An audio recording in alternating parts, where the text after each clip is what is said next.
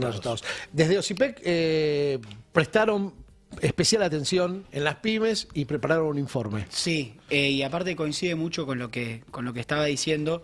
Nosotros lo que hicimos fue mostrar los 4 pilares del modelo sistemático para la destrucción de la Argentina industrial, digo, porque me parece lo que se habla poco es, se ven muchas visiones fragmentadas donde uno ve que cae el consumo, cae el salario, caen distintas variables, pero en definitiva lo que hay nuevamente en la Argentina, al igual que en la década post-76 y en la década de los 90, es una búsqueda de la reforma de la matriz productiva argentina, donde básicamente la industria, la clase media, el desarrollo científico-tecnológico están afuera de la cuenta.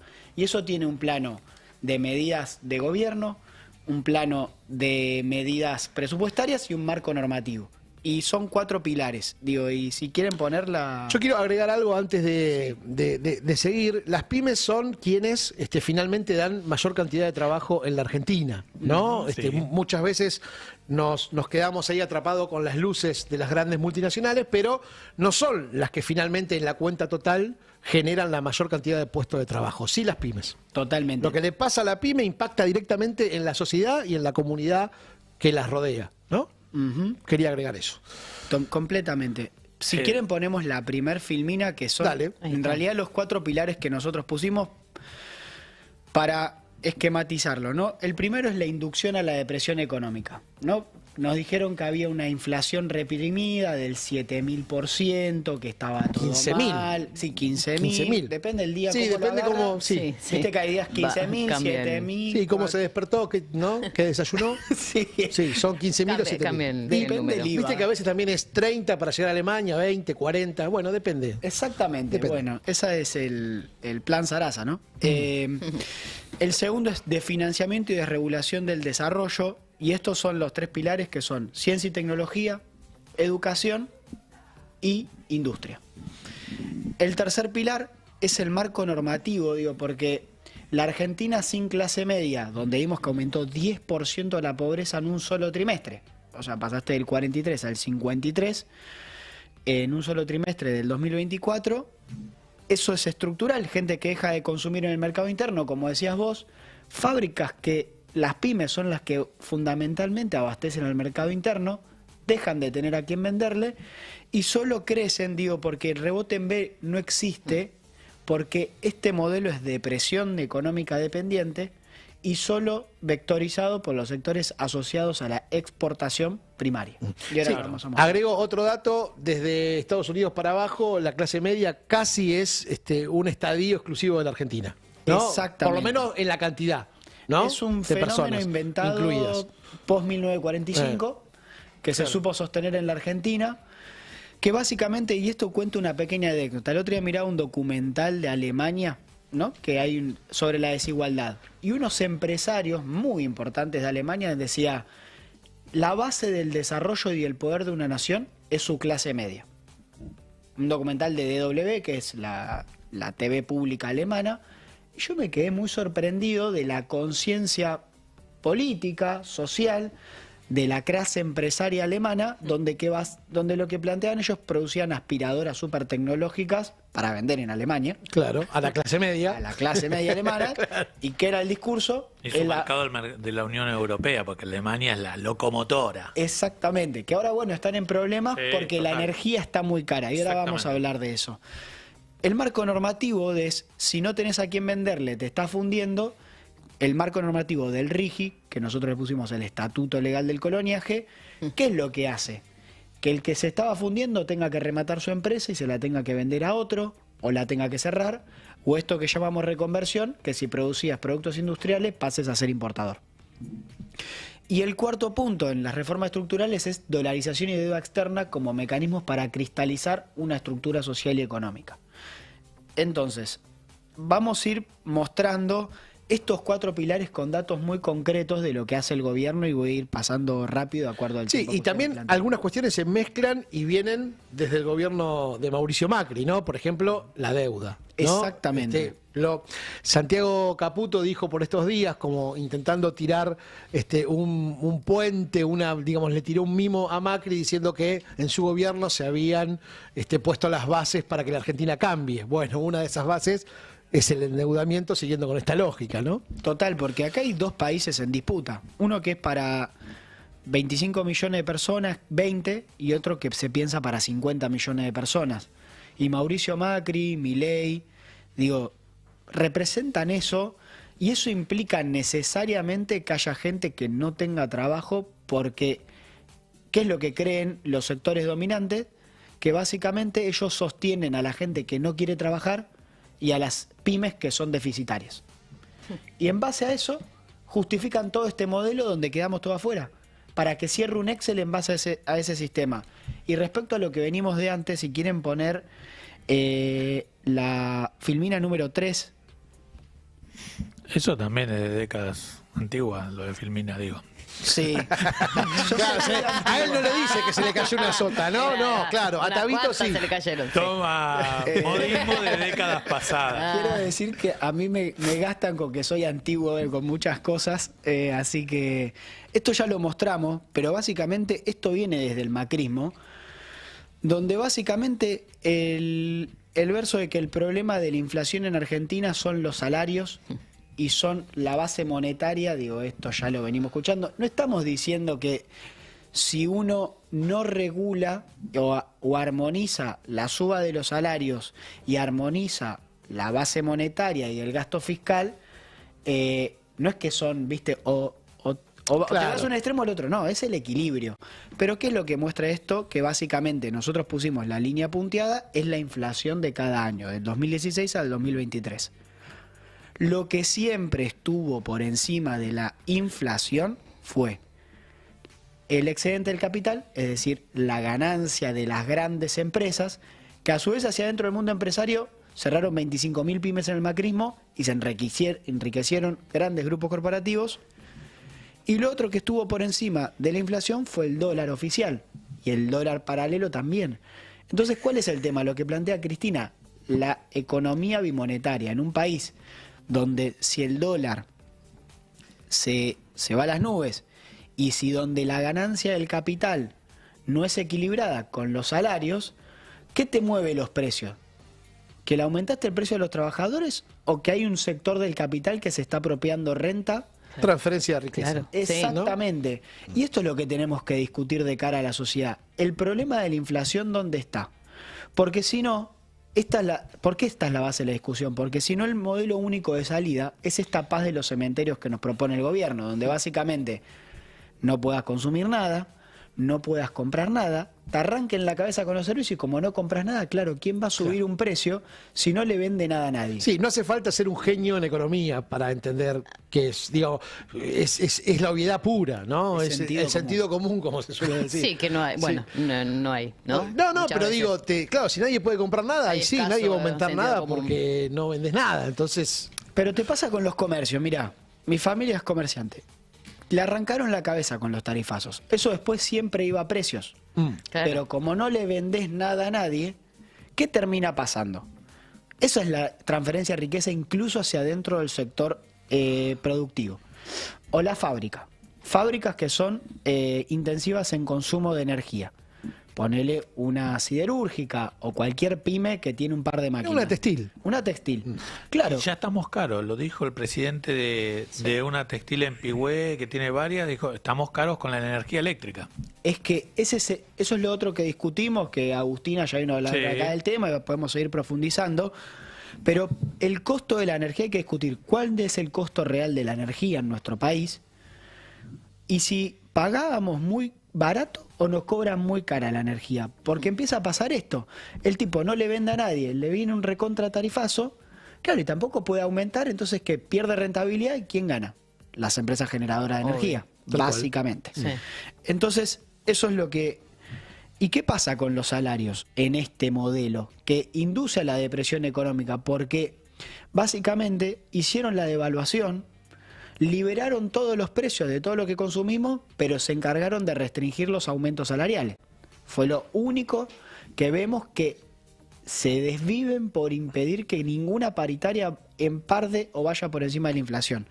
Y vamos al número 4, si Sí, de se hecho, puede. manifestado explícitamente hasta por el propio Caputo en un momento, ¿no? Diciendo no vamos a permitir que ningún aumento esté por encima de lo que nosotros creemos que está bien. Exactamente, porque, y tiene que ver con lo que les decía antes, pero está demostrado en la historia fáctica argentina que el problema de la inflación no son los salarios. No, de hecho, a ver, si vas al índice de Gini, ¿no? Exacto. Ese es el Sí, tema. digo, cuando Cristina terminó el gobierno, estaba por encima lo que se llevaba los trabajadores que el empresario y teníamos 1% de inflación mensual, 1 y pico. Ahora que está 40-60 a favor de los empresarios, tenemos mucha más inflación. Digo, ya está comprobado eso, en términos generales y a trazo grueso, ¿no? Es que, a ver, que haya aumento de precios no es lo mismo cualquier tipo de inflación. La inflación podríamos decir, del periodo de los últimos mandatos de Cristina, están asociados sí a la puja distributiva, pero eso tiene una dinámica de inflación mucho más baja.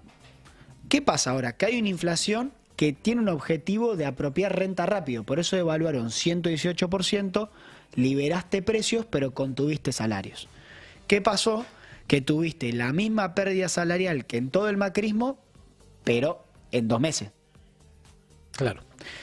Claro, la Bueno, tuviste en Y 2 el deterioro, así como fue salarial, también es un deterioro industrial en este. ¿Ustedes cómo lo están viendo eso? Porque un poco se habla de eso. A eso voy a Dale. ir ahora porque voy a mostrar unos datos de la actividad industrial Dale. que son tremendos.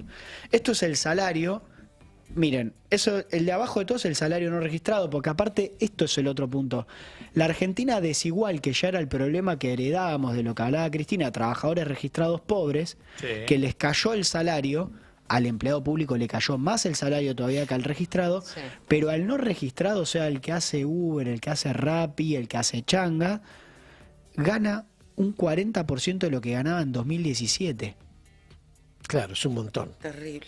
O sea, esa es la Argentina que estamos viviendo. Claro, y eso para recuperarlo es... ¿Y saben qué genera esto? Porque aparte te metieron aumento de colectivo. Claro. Hay gente que rechaza trabajo porque ya ni le conviene ir a laburar, y eso Exacto. pasaba en los 90. Tal cual.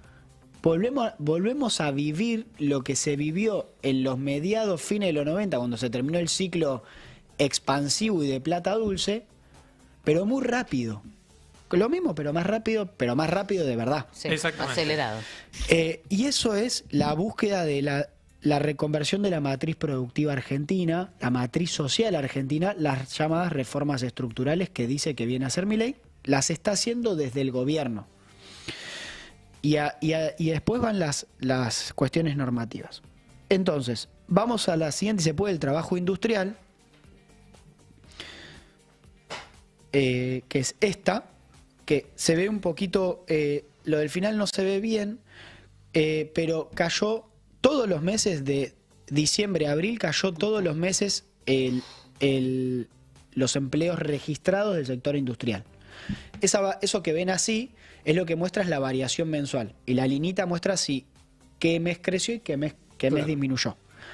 Desde que asumió Milei cayó todos los meses. Una serie desde el 2016, ¿veo bien? Sí, Exactamente, desde del 2016. A hoy. Se perdieron al menos 25.000 trabajos industriales, al menos.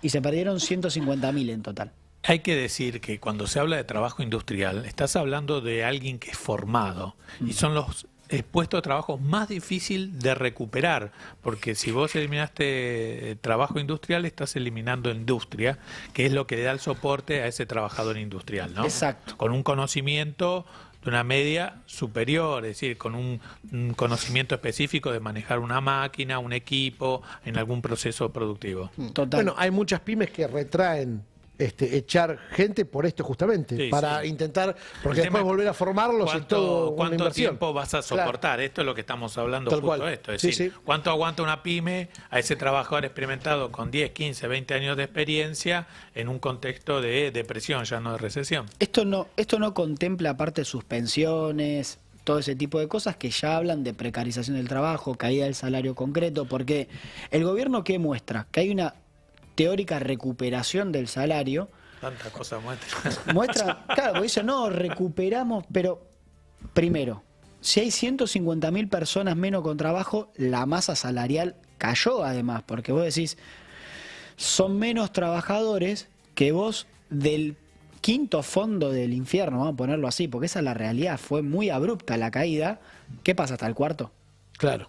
Y Claro, aparte, sí, el sí. piso era diciembre de 2019, donde estábamos básicamente discutiendo que ya el nivel salarial y la vida y el nivel de vida de los argentinos estaba extremadamente deteriorado. Sí, Entonces, y además también esto que decís, caes tanto que en algún momento para la caída, por supuesto, pero eso no significa No es que rebote en realmente B. estés mejor. no es rebote en B, Claro. porque aparte, ahora vamos a ir explicándolo, este modelo depende de la depresión económica. Tal como está planteado Mm. y como viene funcionando hasta ahora, necesita que esto siga así. Sí, los compañeros y compañeras aquí, muchos y muchas de ellas, lo llaman la pobreza planificada, ¿no? En algún punto, ¿no? Es lo que está buscando Milei, está planificando una pobreza para gran parte de la sociedad. Y además voy a decir por qué planifica esa miseria, porque necesita que no se consuma para poder pagar la deuda externa. Claro, encima... Como, Y eso es la base de todo esto. El Excel tiene que cerrar para generar confianza macroeconómica, Que no lo está logrando que hasta no lo ahora. estaría logrando. No está logrando Pero ahora, no lo porque quiere, de hecho no es quiere, lo que ¿no? dijo las palabras estas, que hay que traducir las palabras de Roca, dijo, fuimos un poco optimistas. Con un país que no está logrando dólares frescos, con riesgo país, esas grandes inversiones no van a venir. Porque en los números macro tampoco les están dando, más allá de este déficit cero, de esta baja inflación que está como, esa baja inflación es reprimida, de decirlo de alguna forma, y una dolarización que puede estallar si hay una devaluación. Es que Estallar la inflación, ¿no? el gobierno este para mí lo que demuestra es que uno siempre defiende intereses cuando gobierna. Está claro que defiendes qué intereses defienden ellos. Nosotros tenemos que tener claro cuáles defendemos nosotros. Pero lo que no puede haber es ideologismos a la hora de gobernar, que es el problema de estas personas. Sí. Es el ideologismo extremo y aparte, bueno, una visión muy inhumana sobre el gobierno. Y en esa visión inhumana, en este ajuste, porque básicamente ¿qué querían? Mostrar superávit rápido para mostrar confianza en los mercados, que les pusieran plata, mostrar beneplácito con el FMI, que les dieran crédito, que no está pasando. Sí. Y vamos a la siguiente. ¿Y quién pagó ese ajuste? Y vemos la caída del salario. Estoy mostrando como los indicadores más sociales y ahora voy a mostrar algunos de actividad. El ajuste, ¿quién lo pagó en el primer semestre? O sea, enero-julio. Esto sería comparar cuánto se redujo lo gastado entre el primer semestre del 23 y el primer semestre del 24. Y esa reducción del presupuesto se entiende, o sea, si en el 23 gastaron 100 pesos, ahora se gastó un 30% menos, se gastaron 70 pesos. De esos 30 pesos menos que se gastaron, ¿quiénes lo pusieron? Un tercio de los jubilados. terrible. Gran porcentaje, 33%, ¿no? Sí, Del total. para Milei es el sector de la sociedad que menos pobres tiene, ¿no? Lo ha dicho también en más de Bueno. una oportunidad. Para Milei. Claro, ¿No? porque están jubilados. Claro. Porque tienen jubilación, por eso Sí. es donde hay menos Claro. pobres. Sí. Y porque no suelen pagar alquiler, o sea, es como... No, pero además como si la jubilación sea, ¿no? Y Bueno. es un derecho después de haber laburado y haberte forzado tanto, formal o informalmente. Después le siguen los subsidios a la energía, no solo a los usuarios, sino también a las empresas, porque ahí dentro de los subsidios está el plan gas, Sí.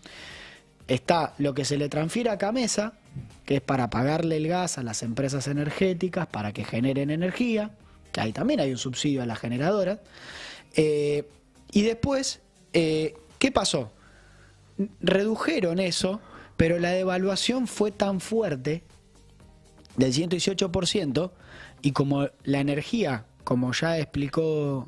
Yo, perdóname, no quiero ver si está la casta, porque había dicho Milei que el ajuste lo pagaba la casta, pero no veo el ítem casta. no, ahí. acá No. está, casta no hay nada. Veo educación, veo alimentos, veo empleo, Bueno, ahí está, ahí ¿no? tenés, ahí veo está, obra acá. Toda pública, la casta no está veo ahí. casta, no veo Está toda. esos, no ¿No? sé, 300 autos que sacaron del Congreso no impacta ahí.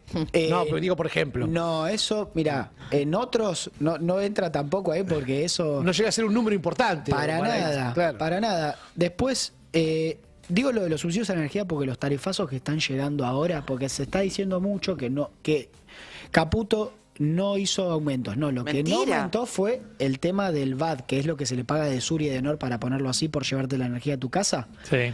Pero los aumentos que anunciaron en junio de la quita de subsidios y todo esto está llegando ahora. Claro. Me quiero Hay morir gente que está pasando muerta. a pagar 8.000 a 80.000 pesos. Gente jubilada, me hablaban el otro día, le llegó de gas de 40.000 a 120.000 pesos. Terrible. O sea, esto ahora va a ser tremendo. Y eso está ahí. Por eso va creciendo también la representación del ajuste de los subsidios a la energía. Después le sigue educación. Educación básicamente son los salarios de los docentes, primario, secundario y universitario. Es la infraestructura. Se recortaron los presupuestos para jardines de infantes, para escuelas técnicas. ¿Qué futuro de Argentina desarrollada con la supuesta inteligencia artificial que tanto se habla va a haber si no hay escuelas técnicas? Bueno, década del 90, ¿no? En la década del 90 se apuntó a la escuela técnica porque el proyecto de país no tenía las escuelas técnicas como prioridad. Se quería un país de servicio, de call center. Claro. Ahora, básicamente, ¿no? Exactamente. Y aparte te digo una cosa, con esta reforma laboral ya no hay derechos laborales para la gente que ya tenía muy pocos. O sea, se implanta el modelo que se hizo en Brasil con Bolsonaro prácticamente. Después, empleo público, básicamente, ¿saben a quién se les recortó el grueso? Fue a los empleados públicos, pero fundamentalmente los que pusieron fueron la Fuerza de Seguridad, que es la más numerosa y también fue la que más puso en aporte, en recorte en el total del empleo público. O sea que... Pero todavía no fueron a la puerta de Olivos como le pasó a Alberto en algún momento, ¿no? No, Digo, no, para solo reclamar. gastaron en aumentarle chiches represivos, porque eso aumentó un 300%. Bueno, el otro día contaba que en el ejército, en las Fuerzas Armadas, hay mucho enojo porque la mitad del personal está por debajo de la línea de pobreza y de ese 50% el 40% está por abajo de la línea de indigencia, cobrando sueldo de 400 lucas. Es que, a ver, esto es una discusión que también tenemos que dar. Las fuerzas de seguridad deben estar y las armadas deben estar bien equipadas, deben estar bien pagas, profesionalizadas y bien formadas, y son parte de la construcción de una Argentina soberana, en definitiva, y con un orden solidario, digo, donde haya igualdad para todos. Obra pública que se recortó en todos lados, y obra pública suena abstracto, pero es la ruta para el comercio argentino. Digo, porque cuando uno tiene una empresa y tiene que transportar algo y la ruta es un desastre, eso le aumenta los costos logísticos. Cuando el tren, que nosotros en nuestro gobierno nos encargamos de reactivar, como el Belgrano Cargas, se deja de invertir en eso, aumentas costos logísticos. Digo, eso hace la ineficiencia del sistema productivo argentino, en definitiva. Y las empresas por sí solas no se pueden sostener esto. Y ya quedó demostrado. El gasoducto presidente Néstor Kirchner, que se hizo en nuestro gobierno, estaba proyectado desde el gobierno, finales del gobierno de Cristina. Macri lo quiso hacer con el modelo PPP, participación público-privada. No asumieron el riesgo, porque acá está el tema. ¿Qué rol cumple el Estado? Y en la obra pública hace inversiones que en definitiva generan un beneficio para el conjunto de la sociedad, también para el sector privado. Entonces acá hay que derribar un montón de falsos argumentos, salud pública y demás. Y ahora quisiera mostrar cómo este recorte, todo este modelo, se refleja en la actividad industrial en términos específicos, que es la número 7. La Filmina 7. La Filmina 7. Si se puede achicar un poquito, perdón que pida esto, pero esto se llama valor agregado bruto industrial, sería como el PBI, Sí. pero solo de la industria. Ok. Ahí va. O sea, ¿cuánto produce la industria en la Argentina? El primer trimestre del 24 solo es comparable con la pandemia y ni siquiera con la crisis de Lehman Brothers, la crisis financiera internacional que impactó en absolutamente todo el mundo y que generó una recesión económica en Argentina y en todos los demás países. O sea, el nivel de actividad de la industria del primer trimestre de este año fue más baja que en la crisis del 2009 y 2008. Eso es lo que generó este gobierno. Yo sé, es así. Ese es y solo es comparable con la pandemia y con el final del macrismo. Claro, otros ejemplos ahí, por ejemplo, en la producción de chapa, de hierro, de los primeros 6 meses hubo 4 que estuvo frenado. Del grupo Techin, Ternium. Claro, claro. Porque no había consumo. Es decir, tenían sobrestock, hay mucho sobrestock Eso es lo que pasa. Sí, sí. Esos son los datos concretos cuando uno dice, che, lo macro, y cómo lo traducís, y lo traducís de esta forma. Exactamente. Con esa frase, con determinados hechos, ahí lo entendés un poco lo que sucede, ¿no? Es decir, para asociar una cosa con la otra. Y te agrego una cosa a eso que está muy bueno esto que decís, porque en el caso específico de Ternium, cayó un 30% de la producción, Sí. cayó un 40 y pico por ciento la venta al mercado interno, pero aumentó un 56% las exportaciones. Porque este es el modelo al que nos quieren llevar. Claro. Porque ¿cuál es el modelo? Vender menos pero ganar más y exportar de las grandes empresas. Algo parecido pasa con la carne, ¿no? Exactamente. Ese es el modelo al que nos quieren llevar como país. Y vamos a la siguiente, que si puede ser la 8, que tiene bastante información, pero quiero mostrar algunos datos de que dicen, bueno, hay recuperaciones sectoriales, y nosotros ¿qué hicimos? Fuimos al INDEC, que publica todos los sectores de la producción argentina, Sí. y te muestra cuál la comparativa del primer cuatrimestre del 2023 con 2024. No hay ninguno que esté mejor. Claro.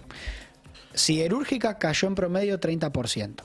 Agroindustria, porque acá es el otro tema.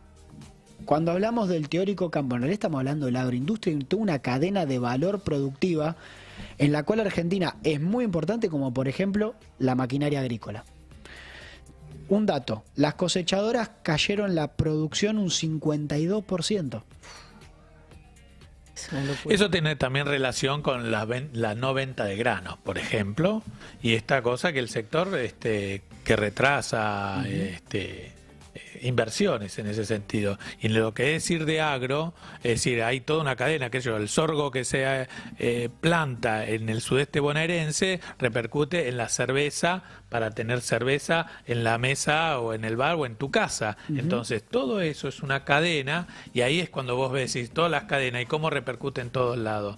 Y ahí es lo que se llega a estas situaciones. Sí, yo en relación a las máquinas agrícolas recuerdo haber hecho notas. Año récord 2011. Sí, que te entregaban. Nunca más hubo un ¿no? año de esa magnitud en la producción de cosecha. Que para que te entreguen la cosecha tenías que esperar 2 años. Sí, sí, ¿no? sí, Estaba sí. sobrevendido 2 años para adelante, desde ahí a el 50 y pico por ciento menos. Vos sabés que además, acá introduzco un pequeño paréntesis, pero porque acá hay un problema, que el gobierno nos lleva a una discusión de si el tipo de cambio y toda la macroeconomía está ordenada para la estabilidad del Excel que ellos se armaron, y no está ordenada alrededor de el tipo de cambio, el gasto. Todo tiene que estar ordenado alrededor del salario y la producción nacional. Entonces, este tipo de cambio y este esquema financiero y monetario es totalmente contrario a los intereses del salario y de la producción nacional, porque estamos muy caros para el Exactamente. mundo. Es para el conjunto, es decir, lo que estamos viendo es solamente unos beneficiarios de, no sé, de un 15 a 30 empresas o sectores muy particulares. Después el resto padecemos eso, porque por ahí a Ternium le conviene exportar, pero internamente la metalúrgica que trabaja y hace una producción para el mercado interno está cara, puede venir de productos importados más baratos de lo que produce, la energía, es decir, tenés un montón de aditamentos dentro de ese costo que lo hacen inviable, caro, y después retroalimenta este mito de, no, las pymes, ¿por qué no importamos? ¿Por qué no producen con menos? Lo que pasa es que si vos pagás el mega $77 en la Argentina y en Estados Unidos te sale 44, la chapa en China te vale 50 centavos el kilo,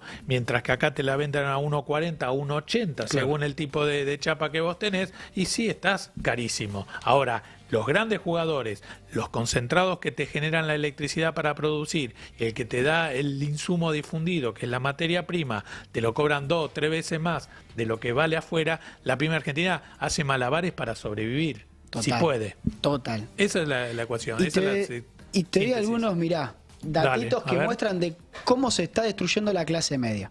Epa. En ese que estamos ahí, si lo puedo mostrar un segundito más, perdón, pero la nafta premium cayó el consumo un 10%. Sí. La super cayó solo un 2%. Los lubricantes cayeron un 27%. Nadie está haciendo el cambio de aceite, vamos a ponerlo Tal así. cual, corta. acá, levanta la mano. Claro, de ninguna manera. Es decir, lo de Infinia, ahí te das cuenta que la gente bajó. Exacto. Se fue a eso. ¿Cuánto está faltando para que sea el GNC? Porque todavía se está... Yo la otra vez hablaba con empresas de GNC y estaban esperando este rebote. Es decir, de los fabricantes de tubo, que hay 4 empresas que fabrican tubos sin costura en la Argentina. Y estaban esperando como un rebote. Ellos veían, ¿no? Es decir, en el 1 a 1 había un parque automotor que era el 30-35% en GNC y ahora está alrededor, debe haber un 15, no mucho más, no está creciendo. Claro, y eso porque tiene que sería- ver con el valor de la nafta y el nivel de ingresos. Claro, sería premium, super, como no hay común, GNC. Claro. Algo ¿no? así. El descenso. Exacto. Y mira, y te lo pongo en otro caso. Leche fresca cayó 15% Claro, la producción. bien. Pero los postrecitos, que es como, podemos decir, el gustito que le dan a los nenes, cayó 73%. Sí, terrible eso. Entonces vos decís, esos son los indicadores de... Y el otro día hablaba en otro lugar donde hablaba de estos temas, le decían, nadie se puede dar un gusto, como poner ir al cine. No, bueno, pero eso son lujos. No, el lujo es irte a Miami. Claro. No, tal cual. Ir Claro, al cine, a exacto. comer Total. una vez por mes afuera, comprarle un postrecito al nene. Bueno, eso ahora- es dignidad básica. Total. Sí, totalmente. De la Argentina con clase media, porque nos quieren convencer, hasta Total. culturalmente, que tenemos que vivir en la subsistencia.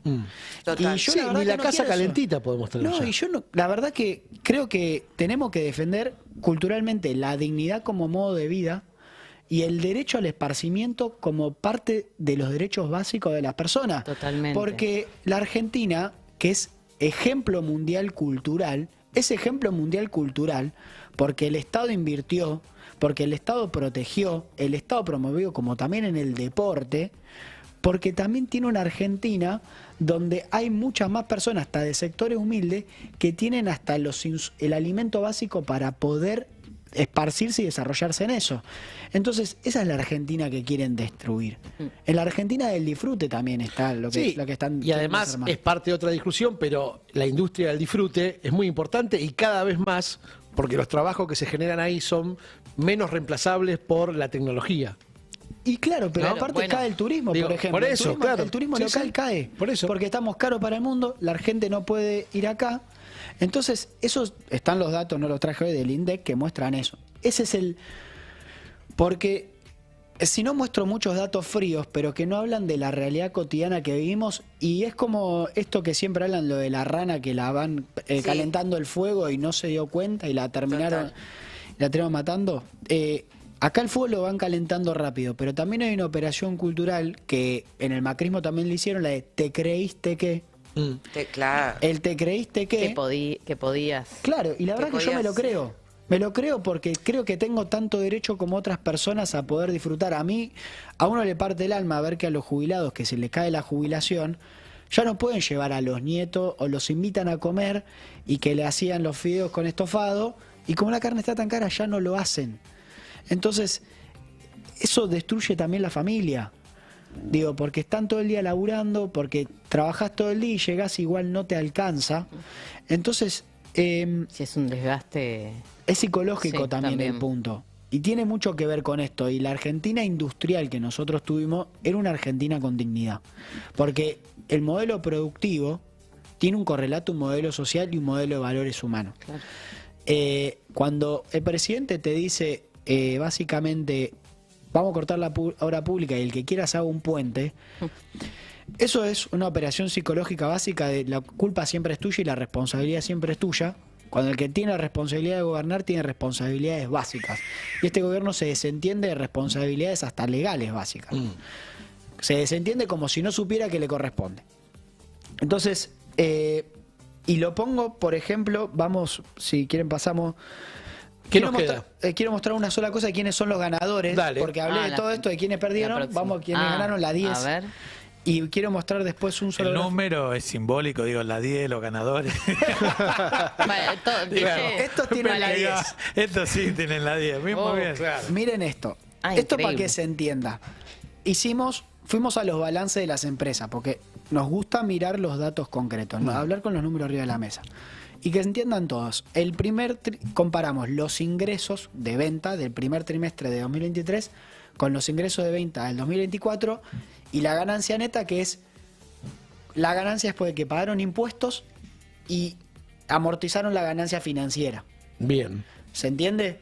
No es menos los costos nada más, y No. tiene todo. La que se llevan a casa. La que se llevan de bolsillo y la que Sí. impactan las acciones. Ok, Por eso es perfecto. importante. Sí, sí.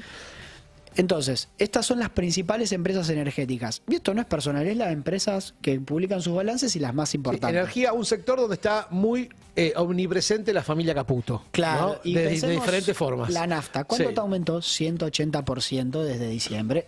¿Cuánto te aumentó la tarifa? Esto se refleja ahí.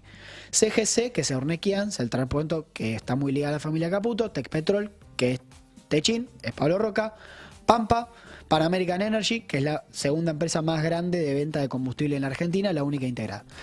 Todas crecieron en ventas en términos reales, es esto, descontando inflación.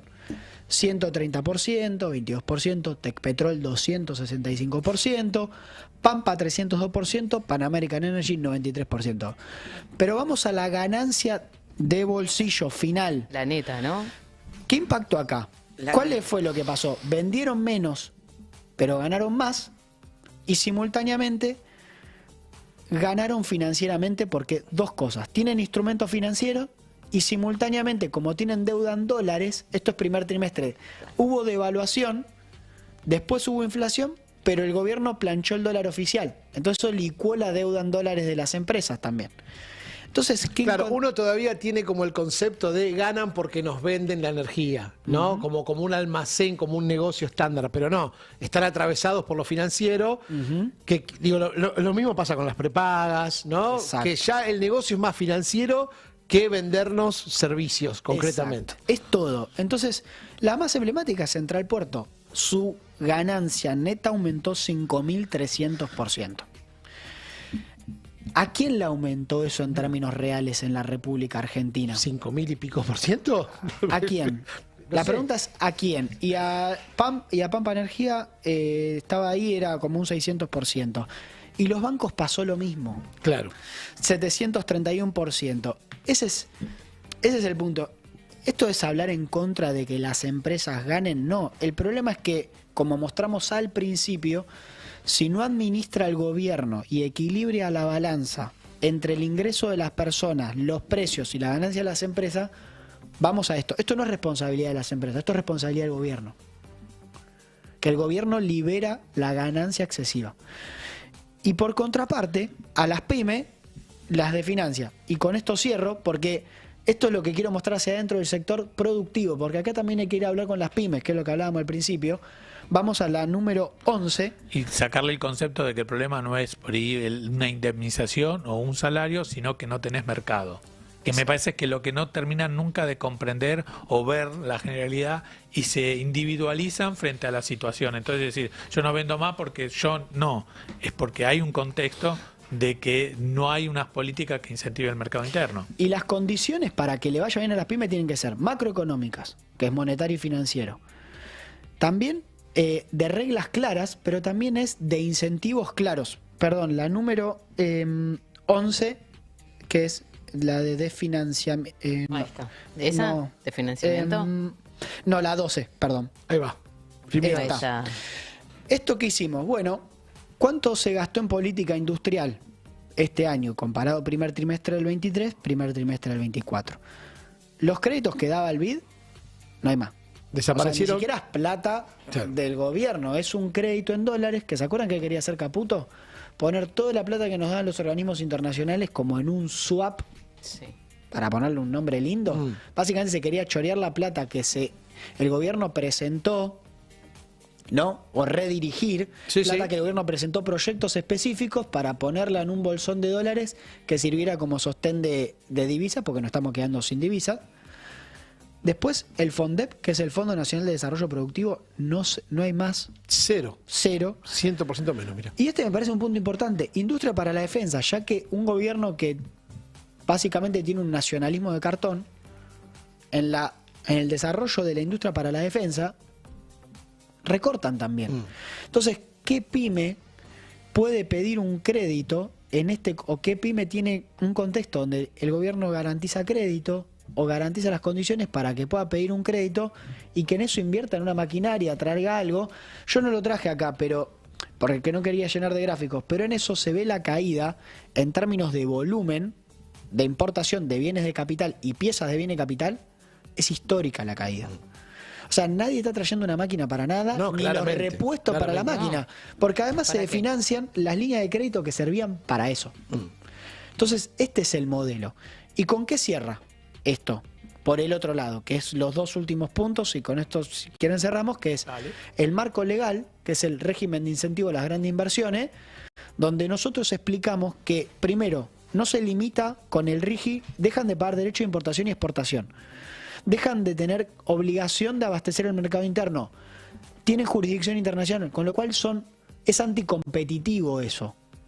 Punto 1, en términos capitalistas es anticompetitivo, porque el que queda afuera y es más chico y no puede acceder al RIGI, no es competitivo tributariamente. Sí, no puede competir. Y el otro tema de ninguna es, manera. el único que queda como proveedor de dólares del mercado interno para sostener la economía es el agro. Así que ahí va a haber un conflicto de intereses muy fuerte. Totalmente. Porque todos los que exportan, los que vienen por el RIGI, no hace falta que vengan a hacer pasar por el Banco Central las exportaciones, sino libre disponibilidad de esos dólares que pueden estar en otro país. Y la caída de importaciones, que fue el 27%, que es el cuarto eje, que es básicamente cayeron un 27% porque se hizo el gasoducto Néstor Kirchner, porque se invirtió en YPF para desarrollar Vaca Muerta, para que no necesitemos importar tanta energía, que ya se consume menos, y después la caída del consumo, ¿para qué? Para pagar la deuda externa. Entonces, a costa nuestro se paga al extranjero. No está mal pensar en tener superávit comercial, pero no a costa del conjunto de la sociedad y que se beneficien unos pocos. ¿Por qué? Porque el objetivo de Milei, como ya lo planteó, es dolarizar. Sí, y además, a ver, un poco lo planteábamos al inicio del programa, un poco más desprolijo y quizás sin tanta profundidad. Digo, ¿qué termina siendo más perjudicial para un país? Digo, ¿tener un poco de déficit o tener un déficit a que la mitad de la producción se te caiga? Mirá, justamente como esto tiene una lógica de Excel, podríamos decir, un 0,1 de déficit es estadístico, podríamos decir. Sí, totalmente. En el sentido de que no te hace al saneamiento de tus cuentas públicas, porque el tema no es, tienen que ser sanas las cuentas públicas, ¿sí o no? Ese no es el debate. Es todo falso debate. Tiene que haber una balanza comercial superavitaria, o es deseable, obviamente. ¿Es deseable que la emisión monetaria esté ajustada y no sea, podríamos decir, muy grande o financie el tesoro? Obviamente que es deseable como objetivo, pero la pregunta es cómo se hace y para qué. El para qué es lo que te define todo, porque una misma acción con un para qué muy distinto hace o que la gente se esté muriendo de hambre y se quede sin laburo, o que haga a que tengas un saneamiento de tus cuentas públicas, como pasó que tuvimos superávit, el más largo de la historia, entre 2003 y 2007. Fue el superávit gemelo más largo de la historia, 2003-2007. Entonces, y el objetivo era totalmente contrario en términos de políticas públicas. Digo, entonces no hay que enamorarse del instrumento, sino hay que tener claro los objetivos. Manu, gracias. Igual si querés quedarte, si tenés un ratito. Igual lo tiene bien en claro el objetivo. Sí, claramente. Exactamente. ¿No? Claramente. Era Manuel Valentín Randi, él es director de OSIPEC, que vino una vez más a tratar de explicar aquellas cuestiones que vamos entendiendo, pero que siempre nos falta un poquito más para entender lo que sería el panorama completo, ¿no? Y no una porción como muchas veces el gobierno intenta vendernos.